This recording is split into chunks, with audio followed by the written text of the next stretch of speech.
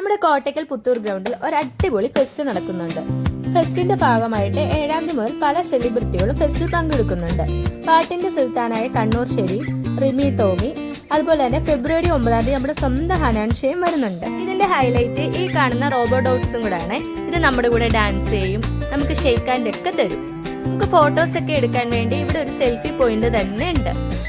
ഏകദേശം 10 കോടി രൂപ ചെലവിൽ ഒരു അണ്ടർ വാട്ടർ ടണലും കടൽ മത്സ്യത്തിന്റെ അക്വേറിയം തുരങ്കവും ബട്ടർഫ്ലൈ ഗാർഡനും ഇതിന്റെ ഹൈലൈറ്റ്. ആർട്ടിഫിഷ്യലായിട്ട് നിർമ്മിച്ച വണ്ടുകളും ആനയും ദിനോസറും പച്ചപ്പുൽച്ചാടിയും അതുപോലെ ഗർജിക്കുന്ന കടുവയും ഇവിടെ സെറ്റ് ചെയ്തിട്ടുണ്ട്. വിടർത്തി ആടുന്ന ഒരു പൂമ്പാറ്റിനെ നമുക്കിവിടെ കാണാൻ കഴിയുന്നത്. ഇതൊക്കെ കഴിഞ്ഞ് നമ്മൾ നേരെ പോകുന്നതിന് അക്വേറിയത്തിലേക്കാണ്. ഈ കാണുന്നത് ഷാർക്കാണ്.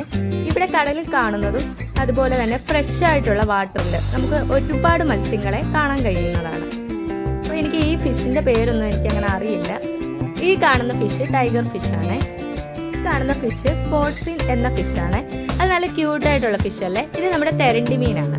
അപ്പോൾ ഈ തെരണ്ടി ഫസ്റ്റ് ടൈമാണ് ഞാൻ അത് ജീവനോടെ കാണുന്നത്. ഈ ഫിഷൊക്കെ നല്ല ഭംഗി തോന്നിക്കുന്നുണ്ടായിരുന്നു. കളർ മത്സ്യങ്ങളാണ്.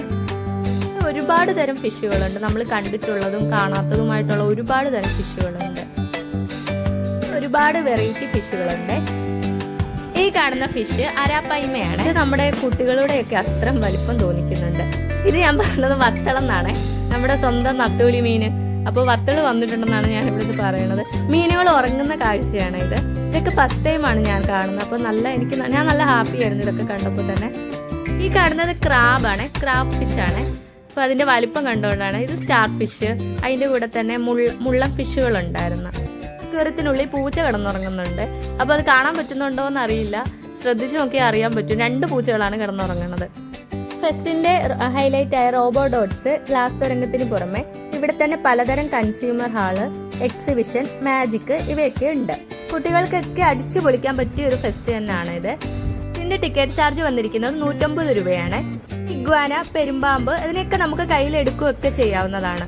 ഇതിൽ തന്നെ പലതരം ഗെയിമുകൾ, കുട്ടികൾക്ക് എൻജോയ് ചെയ്യാൻ പറ്റിയ ഒരുപാട് ട്രേഡുകൾ ഇതൊക്കെ ഇതിൽ തന്നെ ഇൻക്ലൂഡഡ് ആണ്.